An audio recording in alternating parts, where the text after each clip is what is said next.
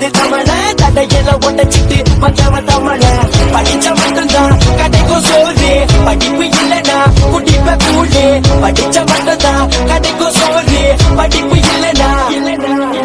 சொல்லு தமிழ